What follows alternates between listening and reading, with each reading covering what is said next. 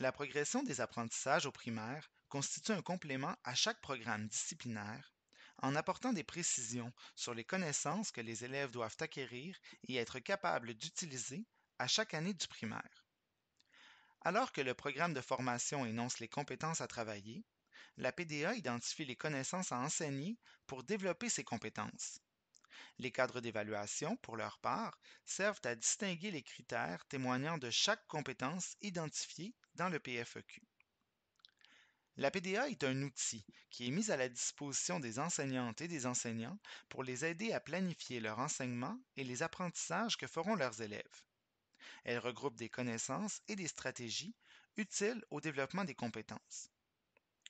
Les connaissances qu'un jeune acquiert lui permettent de mieux comprendre l'univers dans lequel il vit depuis son tout jeune âge. À l'intérieur de sa famille, par ses contacts avec les médias et ses amis notamment, celui-ci accumule et utilise de plus en plus de connaissances au fil des expériences. Ce sera le rôle de l'école, dès la maternelle, de l'amener progressivement à les élargir, à les approfondir et à les organiser. Faire acquérir des connaissances pose toutefois le défi de les rendre utiles et durables, ce qui renvoie à la notion de compétence.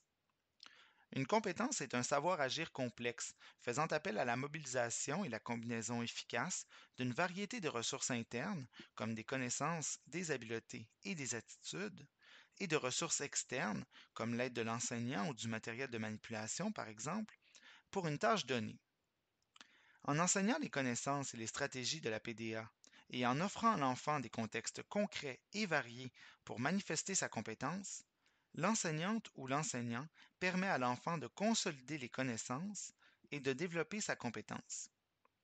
En effet, on peut véritablement s'assurer de l'acquisition d'une règle de grammaire, par exemple, que lorsqu'elle est utilisée de façon appropriée dans des textes et des contextes variés qui vont au-delà de l'exercice répétitif et ciblé.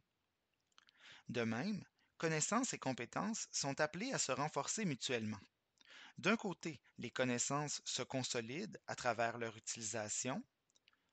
De l'autre, l'exercice des compétences entraîne l'acquisition de nouvelles connaissances.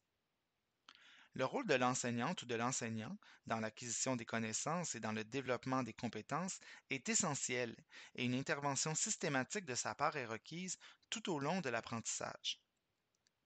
La loi sur l'instruction publique lui donne d'ailleurs la responsabilité du choix des modalités d'intervention pédagogique qui correspondent aux besoins et aux objectifs fixés pour chaque groupe ou chaque élève qui lui est confié. Il appartient donc à l'enseignante ou l'enseignant d'adapter ses interventions et de les appuyer sur une diversité de stratégies pédagogiques, qu'il s'agisse d'enseignement magistral donné à l'ensemble de la classe, d'un enseignement individualisé offert à un élève ou à un petit groupe d'élèves, d'une série d'exercices à faire, d'un travail d'équipe ou d'un projet particulier à réaliser. Afin de répondre aux besoins des élèves ayant des difficultés d'apprentissage, l'enseignante ou l'enseignant favorisera leur participation aux activités proposées à l'ensemble de la classe, mais il prévoira aussi, le cas échéant, des mesures de soutien. Ces mesures pourront prendre la forme d'un enseignement plus explicite de certaines connaissances déterminantes, par exemple, ou encore celle d'interventions spécialisées. Contrairement aux idées préconçues de l'éducation, où les enseignements étaient réalisés pour réussir l'évaluation, l'évaluation est de nos jours au service de l'apprentissage. Dans cette optique, elle remplit deux fonctions. Elle permet d'abord à l'enseignante ou l'enseignant de porter un regard sur la progression des élèves de sa classe pour les guider et les soutenir de façon appropriée, en s'assurant l'intégration des apprentissages. Ensuite, l'évaluation sert à vérifier, à la fin d'une période donnée, une étape, une année ou un cycle par exemple, à quel point l'élève a fait les apprentissages attendus et répond aux attentes.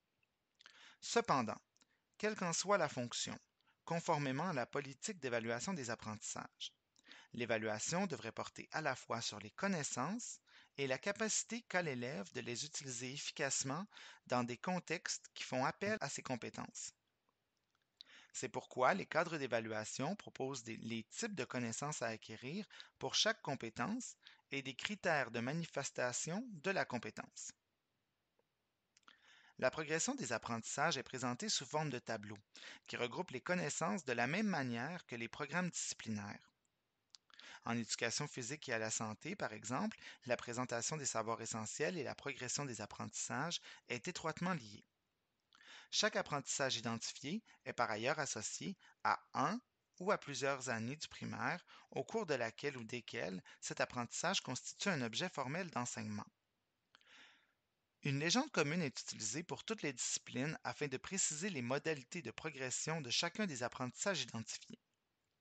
Trois symboles composent cette légende: une flèche, une étoile et un tramé.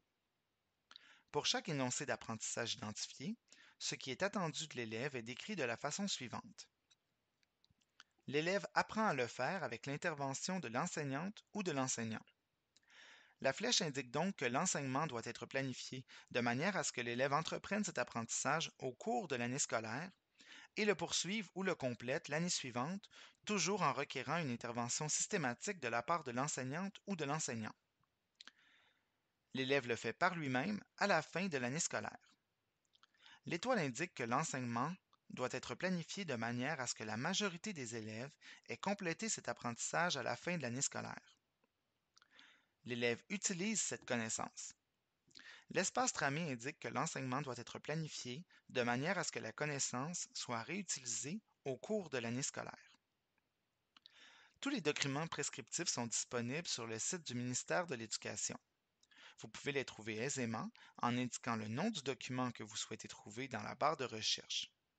Sinon, vous les trouverez tous sur le site du ministère de l'Éducation sous l'onglet Enseignants, puis Cadre d'évaluation des apprentissages. En sélectionnant votre ordre d'enseignement, préscolaire, primaire ou secondaire, vous accéderez à la liste des documents concernés. Vous pouvez consulter chaque document en ligne ou les télécharger en PDF afin de les imprimer et de les annoter. La progression des apprentissages diffère quelque peu l'une de l'autre. Par exemple, la PDA en mathématiques et en sciences sont classées par sujet, alors que celles d'univers social et d'éthique et culture religieuse le sont par compétences. En français, pour la compétence écrire des textes variés, trois tableaux sont présentés. Le premier énumère les connaissances relatives à chaque domaine. Le deuxième offre des pistes pour l'appropriation des connaissances et le troisième, l'utilisation des connaissances en écriture. Souvent, la PDA propose des stratégies à utiliser pour développer les compétences. Toutefois, bien que l'utilisation des stratégies doive faire l'objet d'un enseignement et d'une rétroaction, elle ne doit pas être considérée dans l'évaluation. Par exemple, en lecture, l'une des stratégies est d'identifier, en contexte, les nouveaux mots, inconnus à l'oral et à l'écrit, et leur donner du sens en utilisant plusieurs indices et sources d'informations. Selon le niveau, plusieurs stratégies sont proposées. Or, certains enfants pourraient faire appel à d'autres stratégies que celles proposées pour son niveau et réussir tout de même à dégager du sens aux nouveaux mots. L'enseignant peut donc lui rappeler l'éventail des stratégies, mais ne doit pas le pénaliser pour avoir utilisé une autre stratégie que celle enseignée ou ne pas avoir utilisé du tout de stratégie, par exemple s'il connaissait le mot. Enfin, la progression des apprentissages peut servir à déterminer les connaissances ou des stratégies à enseigner, ou encore à valider une idée de séquence d'enseignement en s'assurant que la connaissance touchée soit adéquate pour le niveau enseigné.